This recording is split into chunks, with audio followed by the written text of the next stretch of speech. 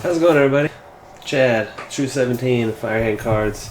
Just gonna make a video here in regards to some stuff popping up on Twitter, and now some YouTube videos popping out about it as well, in regards to this box of Impeccable WWE that was opened by somebody who posted his results.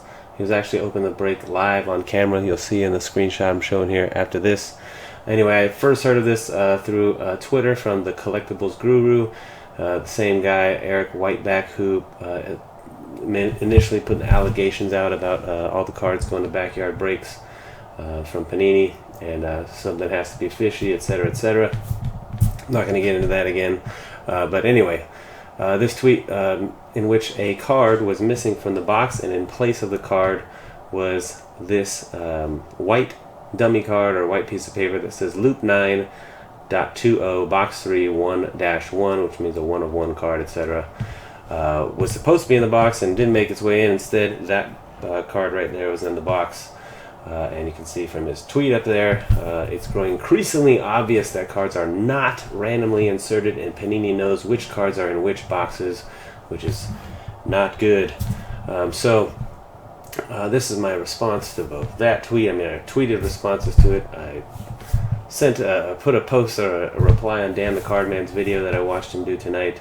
And this is, I just got to make a video because I kind of want to express what I've witnessed and know from breaking and talking to distributors and manufacturers and watching videos. Actually, easily can just pull up videos on YouTube and watch the process of a box being put together and stuff like that. So anyway, if you're not familiar with how boxes are put together, which many people probably aren't if they don't watch videos on this kind of stuff or have never seen the Panini video, there are many loops for any given product, and basically I'll show you some videos here. I'll run the videos. Shout out first to I got the videos here. I've got queued up to show you. Dan the Cardman. I love watching Dan the Cardman's videos. So shout out to you, Dan. That's why I put this video up there, and I just the rhetoric behind it. You can't eliminate the fact that or the idea that something nefarious could be going on. This is just, I feel that the people that are making these posts and videos are just not educated in the process in which that box is being put together or a case is being put together. So briefly want to run you guys through a couple of videos here. I'll put the links to each one of these videos that I'm going to show you so you can watch the entire video yourself to try and get an idea of how this stuff works. First up, this is a Panini video they put out, I believe, 10 years ago or so. I don't know. It's about 2010 gridiron gear football being packed out, manufacturing process. Now, this is obviously different than a pack of Impeccable, which is only about, 8 to 10 cards, but the process is exactly the same. This is just a grander scale with a lot more base cards. So I'm just going to run you through a little bit of this, and I'll pause it when I want to.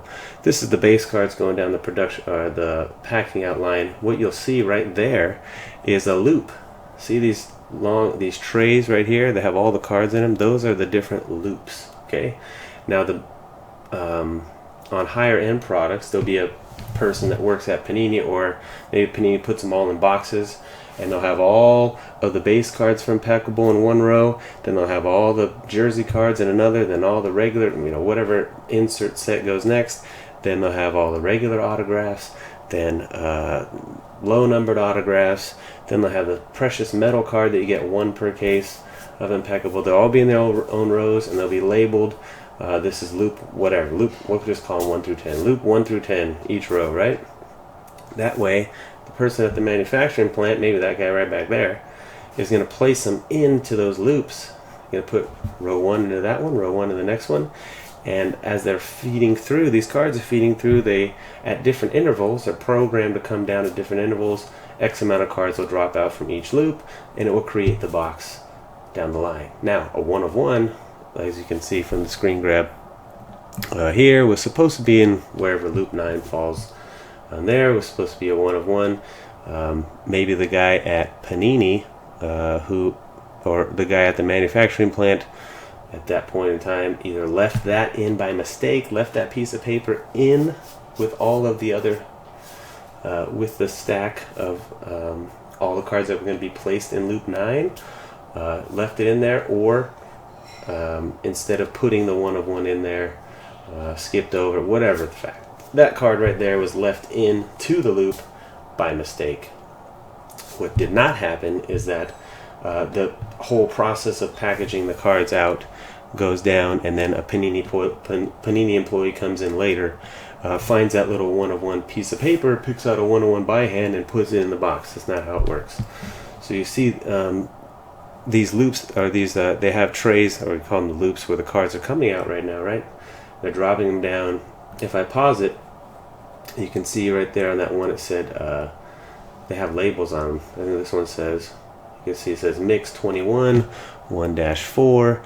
You hit on to the next one. This one says Commons 3-1, etc., etc. This one says Common 3-1 again. I'm sure at some point on this line, they don't show you every single one of this production line. One of them is going to be the jersey cards. One of them is going to be autograph cards, so on and so forth. And those cards will be dropped off at different intervals so that they're properly inserted at random, mind you, at random, into the box, into the packs, so that there's a everything is as it's supposed to be stated on the odds when you open up your boxes of cards. Okay, so that's just the one video by Panini. They take you through the whole process of Panini. When they first started taking over the licensing years ago, made many videos like this detailing the process. They'll take you from the very beginning of Tom Brady's jersey getting cut up and made into cards, that kind of stuff. Some cool videos I used to watch back in the day. That's where, when I saw this stuff hitting Twitter, it really triggered my mind to remember these videos. So anyway, after this, it takes you into the cards getting wrapped in the packages and stuff like that. Anyway, on to the next one. This is, I believe, Yu-Gi-Oh! No, this is Topps Attacks. So the same kind of video, though. This is like Soccer Topps video. It's a manufacturer. I believe this is the company that put this video out, is actually the company that packaged it. Basically, the title of the video is like, we make your cards or whatever. So this is the cutter. They're cutting the cards, put them in gigantic stacks. That's a giant blade, cuts them right there, chop them down. And then again, you can see all the loops, right? You see all those big stacks? Those are all the different loops. They put all the different cards in. They're going to go into the packs. The thing passes through. They're just dropping cards one on top of the other. Again, on a smaller scale, when you're doing something like Impeccable, there are less loops. There are, not as many cards going into the box, but it's the same exact process. It's a random deal. The only time that a manufacturer or somebody from Panini, I don't even think the guy from Panini would actually be at the facility. He would be, like I said, putting these cards into the trays that would go down to the manufacturing company like this, who would then remove them, place them in the loops that they were designated, so that when, let's say you're making a case of National Treasures baseball, right? For argument's sake, let's say that there's 4 different kind of boxes that they're going to make. There's definitely way more than that, but there's 4 boxes of an NT in an NT case. Let's say that Panini's only producing 4 different kinds of boxes. One's going to have a cut autograph in it. One's going to have an RPA of a top rookie. One's going to have a top veteran auto, and one's going to have, I don't know, something else. Super memorabilia card. Those are the 4 box hits that are going to get comprised to your one case. So the loops are set up. The trays are set up so when it runs down there, it's going to drop the proper amount of base cards are going to hit it, proper amount of jersey cards, then your autos, then your box hit is going to come out of loop, let's say loop 9, or we'll call it, loop 4, or whatever it is, going to come in. Bam. That one would say box 1 loop, box 2 loop, so that at the end of production line, you got 4 boxes created with a proper amount of loops, put them together in a case so that the consumer gets every single thing that they're supposed to get, A, out of their box, and then B, out of their case. And that's the process, and that's the way it works like that.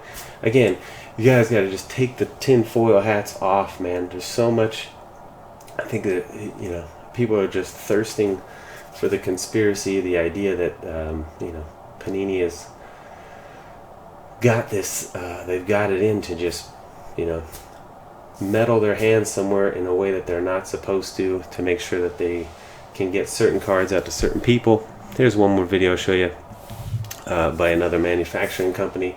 This is basically the company that produces the machine that sorts the cards. It's a different process. You can see a bunch of Topps baseball cards going on this one.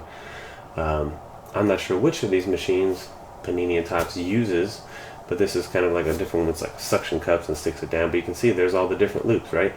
And in this particular video, I think they're just doing a bunch of assortment of base cards, so they're all going at the same time. But you know, you could have them all, they could all be set at different intervals. Like I said, maybe the superfractor pops every 25 times that one runs through, it pops a superfractor. Every time, you know, 30 times it runs by, it pops a red refractor down, or whatever it is. And that's how they randomly insert the cards. So, you know, it's a pet peeve of mine. It's a pet peeve when people post about things that they really don't know enough about, or haven't literally taken 5 minutes to maybe just check some YouTube videos, look around. You know, the guy on Twitter, the guru Eric Whiteback, who's posting stuff about Backyard Breaks, he just put up a tweet the other day about why doesn't Backyard Breaks pull any top cards? You know, any cards from baseball cards? Why aren't they pulling any big baseball cards? I guess we all know why, because, you know, basically saying that they don't break tops because they don't post any big cards because they don't break baseball. Well, all you had to do was take a minute and go look on Backyard Breaks, and you would be able to see that they break baseball all the time. It's things like that. It's things like posting this stuff about, you know, like that tweet about the this right here. You have no idea what you're talking about. If you just took 5 minutes to look up how a card box is put together, you'd figure out exactly why that card is left in there, how things are put together. But no, you know, we put up a tweet, try to get a bunch of likes, retweets, and you know, it's a little disheartening for me because A, I'm a breaker, and I like to know how stuff is put together, and these kind of tweets kind of, you know, they get people to doubt the integrity of the products that they are buying themselves, that they are buying from me. That the company that we buy our products from is not evenly or fairly putting product together and putting out in the breakers' hands, card shops' hands, end consumers' hands, and it just stirs a negative feeling about the whole process that I think is unjust. And I think that the guys that are making these kind of tweets and the guys that are making these videos, and again, Dan the Cardman, I love his content, but you know, you got to call something out every once in a while. I think that we're all so quick to just see somebody say something, it looks really juicy, so we repeat it. Then somebody watches Dan the Cardman's videos, then they're going to make their own video and say the same thing, and you just get this cycle of the same nonsense that really nobody's taking the time to check their facts about, and it just keeps getting pumped out to everybody watching these videos, and they think, you know, we're getting false information, in my opinion.